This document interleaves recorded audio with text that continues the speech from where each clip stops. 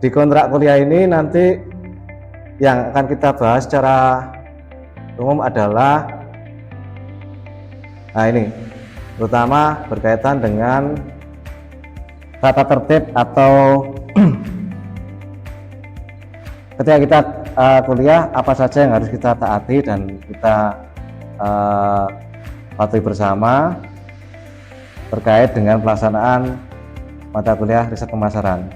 Jadi dalam satu semester nanti ada 16 kali pertemuan, 16 kali pertemuan di mana setiap tengah semester ada UTS. Jadi pertemuan ke-8 kita adakan UTS, kemudian di pertemuan ke-16 kita adakan UAS.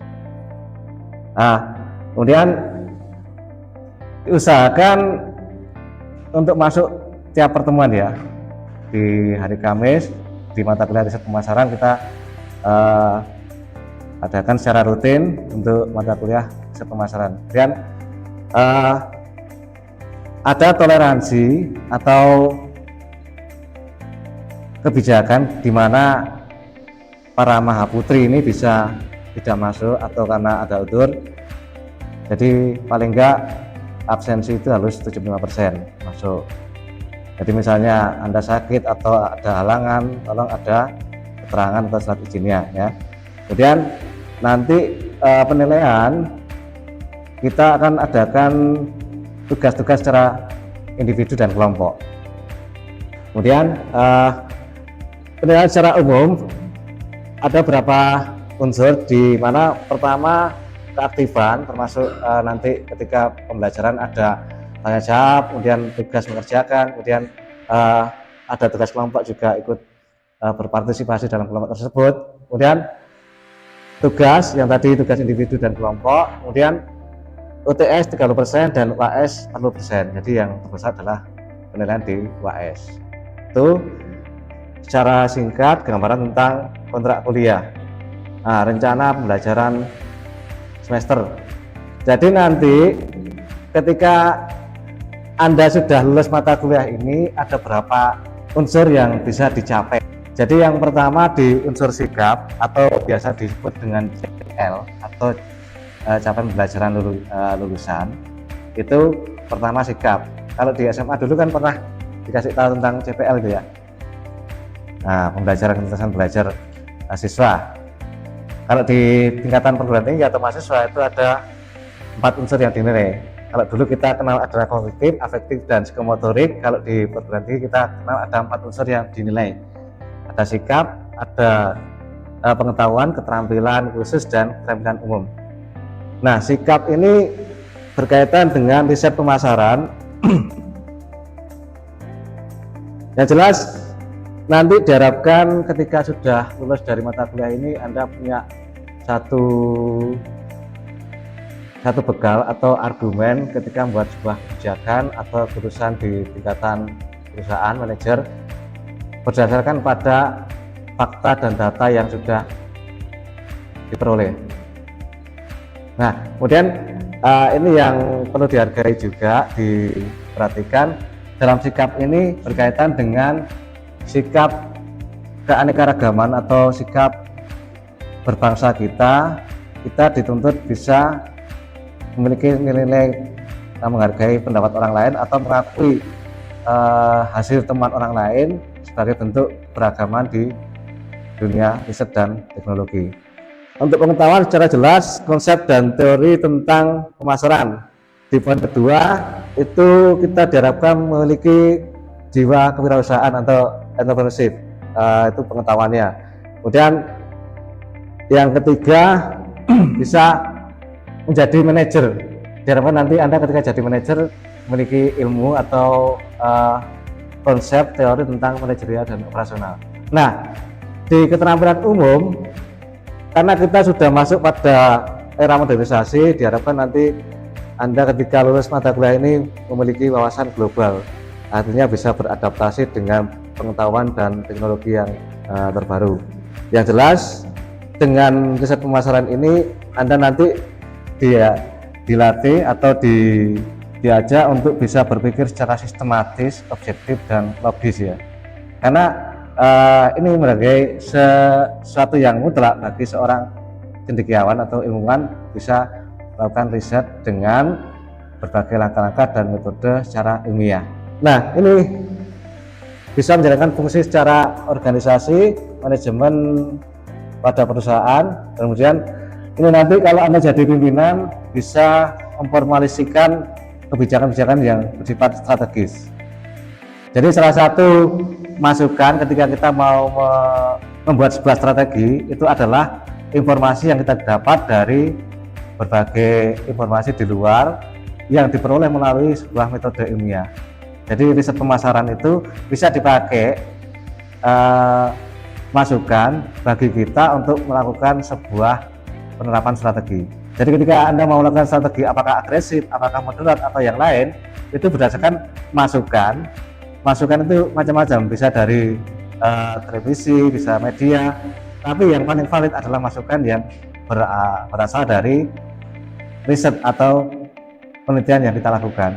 Jadi nanti ada di materi itu tentang bagaimana kita membuat kuesioner, bagaimana kita membuat observasi, bagaimana kita membuat survei ya.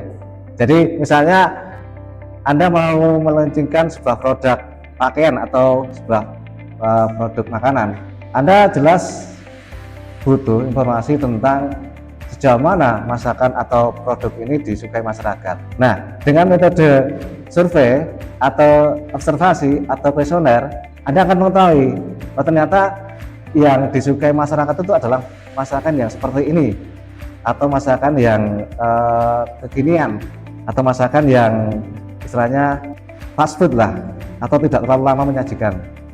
Itu didapat dari mana? Dari hasil kita melakukan survei atau kuesioner tadi.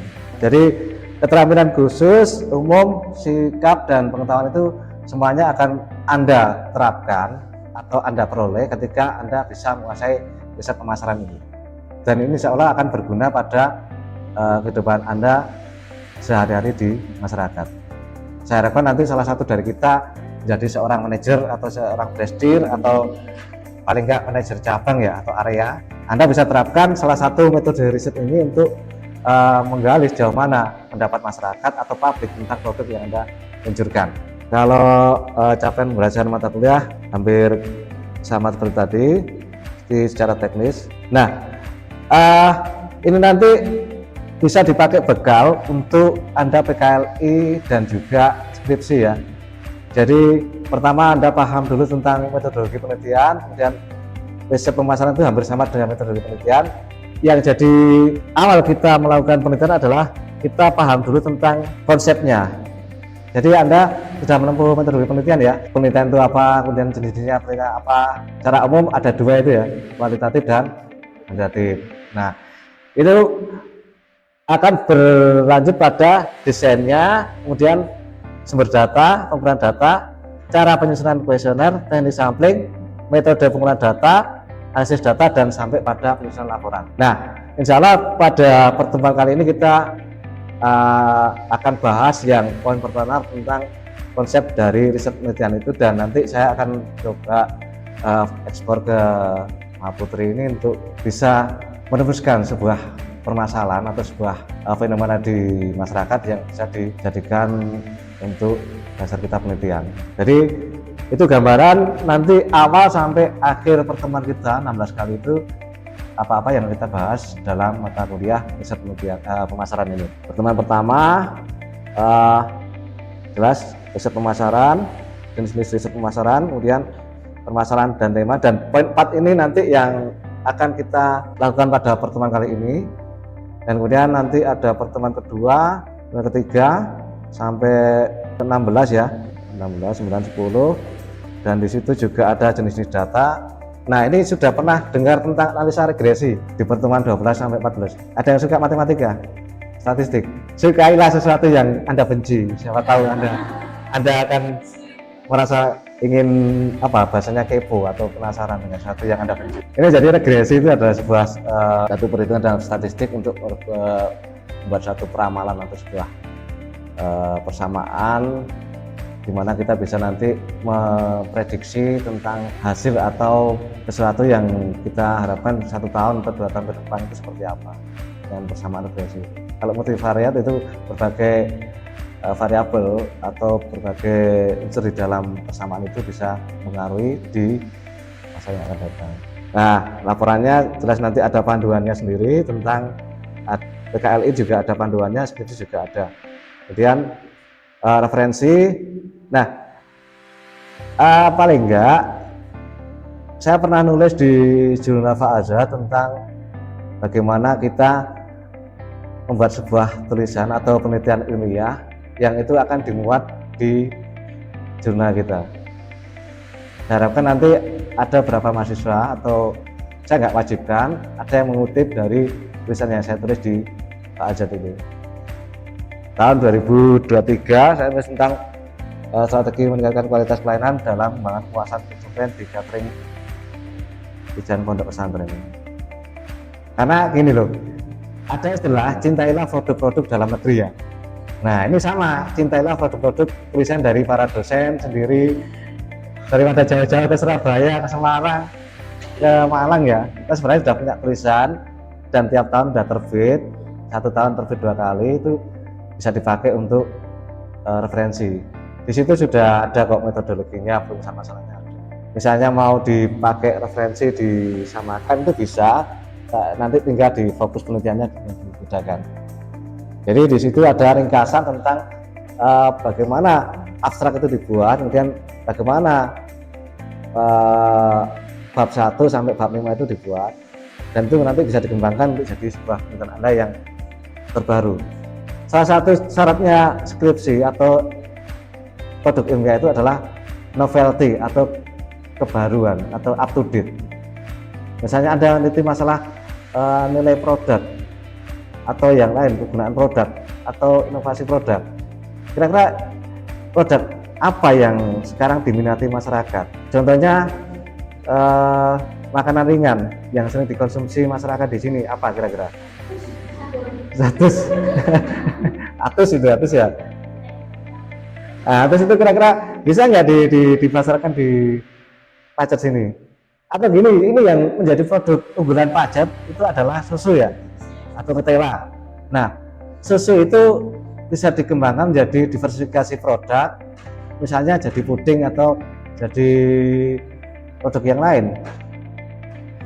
Nah, ini adalah tantangan bagi kita, bagaimana bisa mengembangkan produk susu itu menjadi paling enggak mendunia, atau bahasanya mungkin mengglobal atau dikenal masyarakat, khususnya di daerah Mojokerto sendiri dulu aja. Jadi penelitian Anda adalah penelitian yang bisa memasarkan produk itu atau sesuatu baru tentang inovasi produk susu itu yang bisa dikembangkan oleh masyarakat. Karena selain baru, diharapkan produk kita atau hasil penelitian kita itu bisa membantu kehidupan masyarakat, bisa diterapkan masyarakat sehari-hari. Ternyata Anda melakukan penelitian dan bisa dipakai oleh masyarakat sekitar Pacet. Misalnya Anda diversifikasi produk susu menjadi puding yang dengan berbagai macam rasa. Nah, itu nanti ada tantangannya seperti apa? Pengemasan misalnya dikirim ke Surabaya itu seperti apa? Anda bisa menemukan inovasi tentang bagaimana pengemasan produk puding itu bisa dikonsumsi di Surabaya dalam kondisi fresh. Nah, salah satu CTR atau CTMK-nya di mata kuliah ini sebenarnya ingin Anda diajak atau dididik untuk bisa menuju ke arah sana, dan di sana nanti di PKLI dan di skripsi bisa menemukan seperti itu ya. Dan ini tidak harus sekarang istilahnya, ini kan tentang sikap, pengetahuan, keterampilan yang umum dan khusus itu tidak sekarang dipakai, tapi itu akan terus dipakai referensi Anda sampai nanti akhir hayat ya. Nah, kemudian setelah tadi ada beberapa referensi yang bisa dipakai, misalkan ada satu skripsi atau beberapa dari skripsi para Mahputri ini mengutip pendapat dari jurnal atau artikel yang ditulis oleh dosennya sendiri ya. Kemudian sampai sini ada pertanyaan? Kalau tidak ada, saya akan masuk pada materi pertama kita, pertemuan pertama tentang apa sih yang dinamakan dan riset pemasaran itu. Anda pernah jual produk atau enggak? Nah, pernah ya? Nah, kira-kira produk apa yang pernah Anda jual itu? Apakah berupa jasa? Jadi yang bisa dijual itu ada dua kan? Ada barang dan jasa. Kemudian barang itu kira-kira apa yang bisa dijual? Kosmetik, terus apalagi? Makanan, baju, aksesoris, pakaian, banyak sekali ya. Jadi itu adalah produk. Kemudian kita masuk di riset pemasaran itu, kenapa harus diteliti? Kok kita harus teliti pemasaran itu kenapa sih? Jadi ketika Anda produksi itu kan mesti memasarkan kan. Nah, kalau Anda tujuannya untuk cari uang, jelas untuk dipasarkan kan. Tapi kalau untuk dikonsumsi sendiri berarti bukan pemasaran. Dipasarkan di ayahnya, di anaknya, itu bukan pemasaran. Jadi yang saya sebutkan tadi, di sini ada pihak pemasar, hanya yang memproduksi barang tersebut. Kemudian ada konsumen, pembeli atau pelanggan atau buyer. Kemudian ada publik. Publik itu ya masyarakat atau di mana kita memasarkan produk atau jasa tersebut. Nah, tujuannya apa? Untuk mengidentifikasi peluang ataupun mungkin bisa berupa masalah dalam pemasaran. Jadi ketika Anda melakukan riset pemasaran itu, produk itu sudah di launching atau belum, tapi rata-rata sudah di launching. Kemudian ketika kita melakukan riset itu, ada apa di strategi pemasaran kita? Ada informasi apa? Kemudian ada permasalahan apa dalam pemasaran kita? Apakah strategi yang kita gunakan itu berhasil atau tidak? Itu kita teliti. Nah, kemudian ada yang mengatakan, nah ini yang terpenting adalah sistematis dan objektif. Jadi beda antara hasil riset pemasaran dengan apa istilahnya omong doang.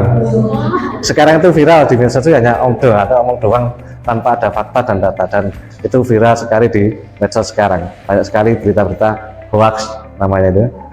Nah, Anda sebagai mahasiswa diharapkan nanti bukan hoax yang ditampilkan, meskipun hanya sebatas status, hanya ngejar viral, kemudian pakai statusnya hoax. Jadi saya bedakan antara meskipun hanya status, tolong jangan bikin status yang karena ingin terkenal, ingin viral, bikin status yang sensasional, yang nyentrik. Sensasional boleh, asalkan tidak lari dari fakta dan data. Anda misalnya, alhamdulillah bisa pergi ke Monas hari ini. Banyak teknologi sekarang, Anda foto belakangnya ada Monas, editing. Itu kan namanya hoax karena nggak berdasarkan fakta dan data kan. Alhamdulillah saat ini saya bisa ke mana, Mekah, atau alhamdulillah sudah bisa ziarah Mekah Madinah. Dengan sesuatu yang kalau Anda sudah melakukan tidak apa-apa, itu berdasarkan data dan data. Nanti kan ditanya, kapan sampai berangkat, ikut kloter berapa, ikut KBH mana, Anda bisa jawab. Tapi kalau Anda tidak berangkat kan bingung. Saya ikut kloter yang ini, yang terakhir nanti, atau yang pertama dulu waktu sampai saya undang nggak bisa datang ke rumah. Itu bedanya kita hasil riset pemasaran yang berdasarkan sistematis dan objektif. Nah, ketika informasi-informasi itu sudah kita peroleh, kita melakukan riset pemasaran dengan survei atau observasi atau yang lain, itu akan berguna bagi terutama para top manager atau manajer yang di tingkatan middle atau operasional pun bisa dipakai untuk melakukan decision maker atau pengambilan keputusan. Jadi jangan paksakan suatu strategi ketika di masyarakat setelah adanya riset ternyata tidak disukai. Jangan dipaksakan. Kok bisa dikatakan tidak disukai? Ini datanya menunjukkan, misalnya survei produk makanan ringan yang disukai masyarakat, kita ranking bawah, Pak. Berarti strategi kita yang dilakukan kemarin itu salah, Pak. Berarti kita harus melakukan strategi baru. Mungkin rasanya harus diperbaiki, Pak, atau harganya dikurangi, atau lebih murah, lebih bagus, Pak. Ya insya Allah kalau lebih murah, lebih bagus, nanti 1 tahun kita bangkrut, Mas. Jadi ada inovasi lain mungkin. Nah ini fakta dan data yang diperoleh oleh survei atau observasi itu dipakai waktu rapat di misalnya di top manager atau di middle manager untuk melakukan decision maker. Kira-kira strategi apa yang akan kita lakukan? Ya, kemudian di sini ada beberapa tujuan yang bisa dipakai. Nah, evaluasi ini bisa dilakukan ketika produk itu sudah di launching selama mungkin 1 bulan, 2 bulan, 3 bulan, atau 1 semester, 6 bulan, atau 1 tahun. Kita adakan evaluasi tentang strategi pemasaran yang kita peroleh tadi. Apakah dalam 1 bulan itu sudah ada peningkatan penjualan, ataukah kita masih dalam taraf promosi, harus ada batas yang jelas, atau kita melakukan evaluasi itu ketika sudah masuki setengah tahun, bisa, atau 1 tahun, bisa, tergantung dari kebijakan dari manajer atau top manajernya. Nah, salah satu fungsinya untuk apa? Untuk evaluasi tentang strategi pemasaran yang sudah kita lakukan. Kemudian understanding atau pengertian atau saling mengerti antara pihak yang memproduksi dengan konsumen. Kemudian ada prediksi atau predicting. Ternyata dalam 1 tahun ke depan trennya itu adalah kayak baju misalnya, baju perempuan atau wanita itu trennya kan kalau dulu yang ketat-ketat gitu ya. Kalau sekarang kan pakai yang kulot-kulot atau yang simple itu ya. Nah, saya kurang paham. Tapi yang jelas ada tren-tren yang, atau mungkin HP sekarang sudah masuk Reno yang berapa, Galaxy yang berapa. Kalau dulu kita masih pakai yang 4G atau 3G, nah, sekarang sudah 5G ya. Itu trennya kita harus antisipasi. Prediksinya nanti ke depan seperti ini. Nah, ini sangat bagus sekali kalau kita sudah punya data, kita akan memprediksi pangsa pasar kita atau proyeksi pasar kita seperti apa nanti.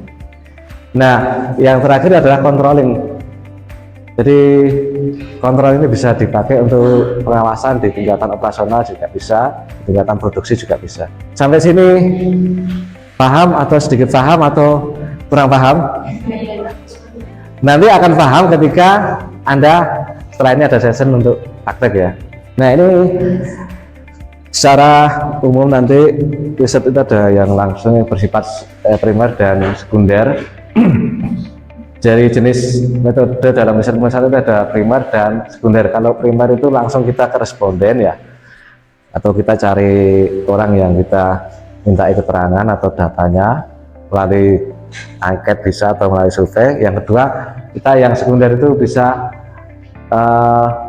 melihat dari jumlah orang yang kita amati dari media atau dari sumber data yang lain, itu sekunder. Jadi intinya ketika yang primer itu kita ketemu langsung dengan responden, kalau yang sekunder itu adalah kita nggak ketemu langsung, kita manfaatkan data yang ada di lapangan. Ini metode yang biasa dipakai di riset pemasaran, ada kuesioner, survei, dan observasi. Dari 3 ini sudah pernah dengar? Jadi tidak saya jelaskan ya. Nah, kalau kuesioner tahu ya? Pernah dikasih angket atau kuesioner? Pernah ya. Kira-kira apa yang ditanyakan? Ada apa aja di kuesioner itu kira-kira? Jadi yang pertama di kuesioner itu pertama data responden, kedua pertanyaan, nah ketiga absen jawaban ya. Yang ketiga absen jawaban. Survei itu ya hampir sama dengan kuesioner, cuma lebih simple atau lebih singkat pertanyaannya dan datanya lebih sederhana yang diperlukan. Observasi, kemudian observasi itu ya kita melakukan pengamatan terhadap kejadian atau peristiwa yang menjadi objek penelitian kita. Nah, ini nanti bisa Anda pakai dari ketiga hal ini untuk praktek PKLI ataupun skripsi. Kalau yang jelas kuesioner itu jelas nanti kuantitatif, angket itu kuantitatif ya. Silakan yang mau kuantitatif, saya siap jadi pembimbing. Tapi rata-rata di sini mintanya masih kualitatif. Nah, kalau kualitatif ini nanti bisa ditambah dengan wawancara. Jadi kalau kuantitatif itu jelas nanti pakai kuesioner atau angket, ditambah dengan observasi, dokumentasi bisa. Tapi kalau kualitatif nanti pasti pakai wawancara. Karena datanya apa? Data berupa kata-kata atau argumen atau pendapat dari responden yang kita pakai untuk penelitian. Jelas ya, di sini bedanya data yang diperoleh kalau kita pakai kuantitatif seperti ini, kalau kualitatif seperti ini. Sebenarnya kalau kita ngomong masalah pemasaran ekonomi itu sebenarnya lebih banyak pada data kuantitatif, karena kita orang ekonomi ya. Orang ekonomi sebenarnya kan dekat dengan keuangan.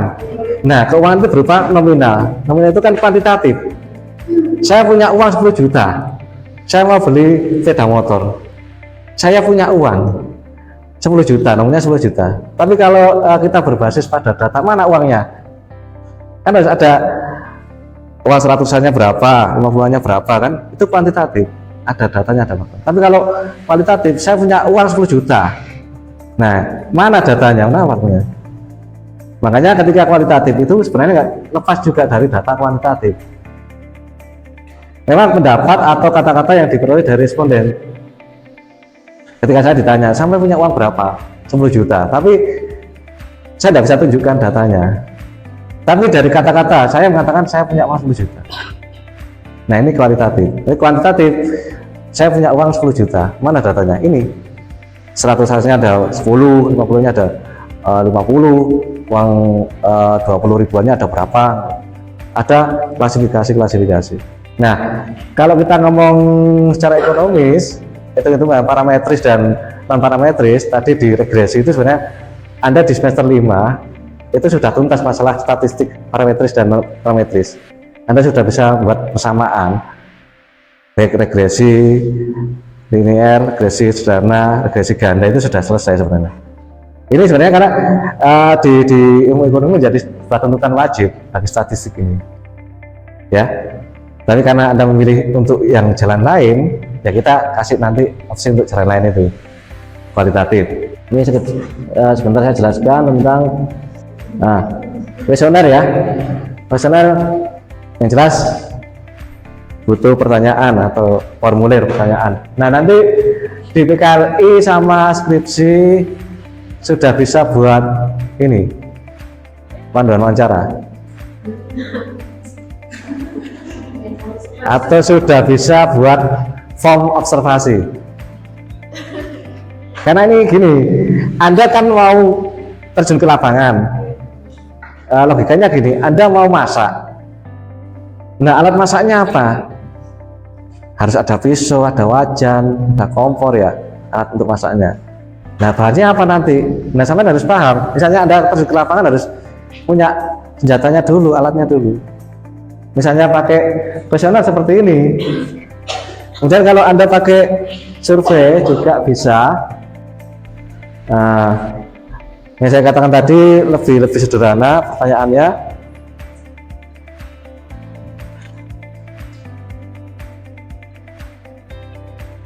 Ini yang poin terakhir lebih singkat dari kuesioner, karena data yang dibutuhkan juga nggak terlalu banyak, mendetail.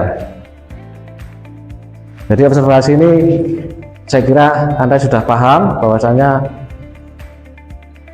Anda sudah sering jadi seorang pengamat, karena saat ini fenomenanya adalah banyak orang menjadi pengamat daripada jadi pelaku. Penak nyawang daripada ngelakoni, penak nyacat daripada ngelakoni. Ada sebuah peribahasa atau mungkin satu semboyan, 1000 retorika tanpa guna tanpa sebuah aksi. Satu aksi akan lebih berguna daripada 1000 retorika. Kalau Anda punya WA bisa dipakai status. Satu aksi lebih berguna daripada 1000 retorika. Artinya kita seringkali berdebat, kita mengeluarkan pendapat, ada argumen, tapi tanpa ada satu aksi. Kita punya ide-ide gini, tapi tidak ada aksinya, percuma. Lebih baik satu aksi daripada 1000 retorika. Nah, saya harap nanti dari sini lahir satu aksi untuk 1000 perubahan. Nah, itu lebih bagus daripada 1000 retorika tanpa satu perubahan sedikit pun. Kemudian yang terakhir untuk pertemuan kali ini, nanti kita sedikit Jadi yang pertama uruskan masalah, kemudian desain riset penelitian, pengumpulan data, sampel dan data, kemudian analisis data, dan terakhir menyusun laporan riset pemasaran. Ini nanti akan Anda lakukan di 2 tugas terakhir ini, semester 7 sama 8 ya, PKRI dan skripsi. Insya Allah semuanya saya doakan lancar semua ya. Dan ada inovasi, bahasa itu novelty atau kebaruan, up to date. Saya yakin Anda ini wajah-wajah baru kan, wajah-wajah siap menyongsong masa depan, itu wajah-wajah yang siap memberikan inovasi. Jangan terpesona oleh romantisme sejarah waktu dulu ya. Jadi sekarang Anda harus bisa membuat sebuah pembaruan.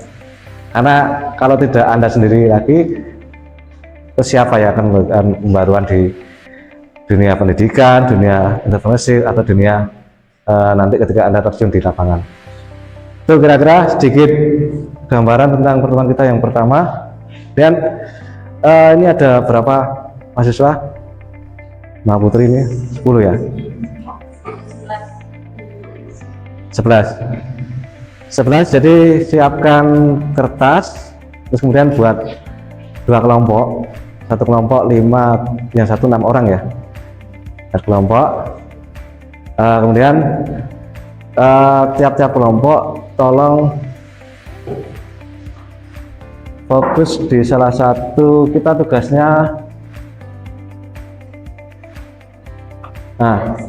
nah ini 1 kelompok itu tentukan tema atau masalah atau fenomena di antara 5 ini, kira-kira Anda mau fokus di mana.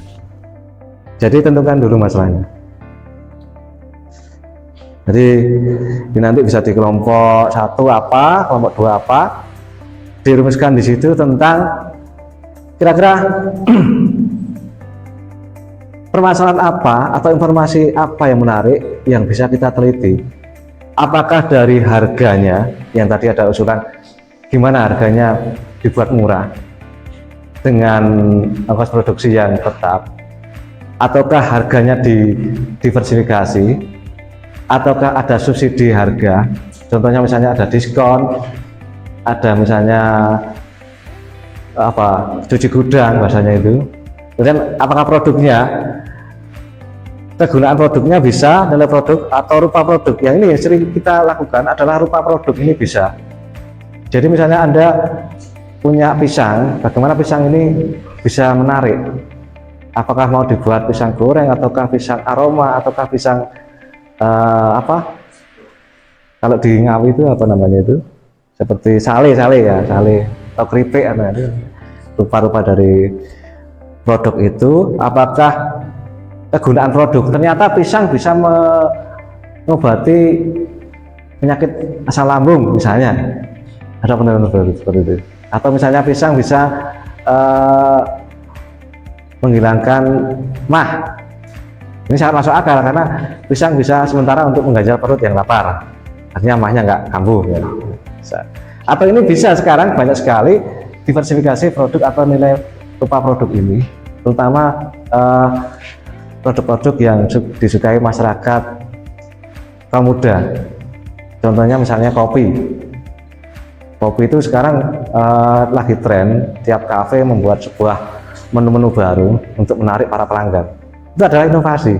Kemudian bisa distribusi, ternyata distribusinya bisa dengan menjalin kemitraan. Misalnya Ice Tadi untuk menjangkau seluruh masyarakat di Pacet ini, dia menggandeng anak-anak pondok atau operasinya pondok, atau misalnya untuk sekolah dia gandeng yang mengelola kantin untuk bermitra. Terus perjanjiannya seperti apa, harus nanti kira-kira yang mitra itu dapat apa, selain menghasilkan produk juga dapat income. Yang terakhir konsumen ini bisa macam-macam perilaku dan kebutuhan konsumen. Perilakunya sekarang seperti apa trennya? Orang itu suka makan di tempat yang klasik. Sekarang banyak sekali orang itu nggak ingin makan di restoran mewah. Di Jogja, di Solo, di mana-mana itu, atau di tempat kita di Jogja itu malah ada makan itu di atas sungai. Nah, Kalau di Jogja, di Solo, di tempat saya itu trennya kalau makan itu sekarang nggak di warung. Jadi warung makan itu didesain seperti rumah pada zaman dahulu. Contohnya gini, misalnya Anda mau makan menu tempo dulu, itu makannya nggak di warung. Jadi warung itu didesain seperti rumah joglo zaman dulu. Jadi ya ada apa? Ada kamar tamunya, ada dapurnya. Jadi ketika kita masuk mau makan, itu seperti masuk rumah sendiri. Jadi kita ngambil nasi itu juga ngambil nasi di belakang, di tempat dimana sayur dan nasi itu dimasak. Jadi seperti bukan warung. Jadi seperti kita makan di rumah sendiri gitu. Itu trennya sekarang. Itu ya. Pertemuan kita kali ini ada beberapa poin. Yang pertama tentang kontrak kerja, kedua riset pemasaran, terus kemudian RPS, yang ketiga nanti buat kelompok. Ketika Anda sudah memahami ini buat kelompok, tiap kelompok minggu depan, pertemuan ke depan kita adakan presentasi tiap kelompok untuk menampilkan masalah atau informasi apa yang up to date untuk diteliti beserta alasannya. Siap ya?